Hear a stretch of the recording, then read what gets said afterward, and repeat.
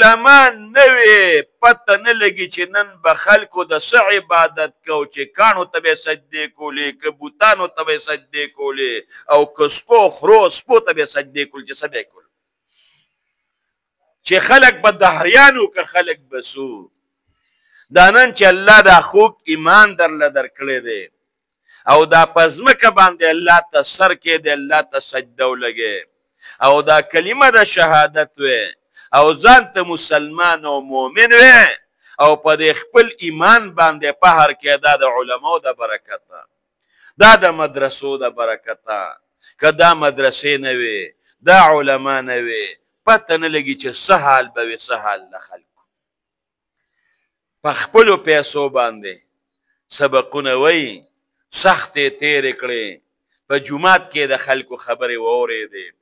څوک یو طالب خو ځان ته پکې ازاد کړی دی که نه څوک وایي طالب چې کوم دی اوبه زیاتې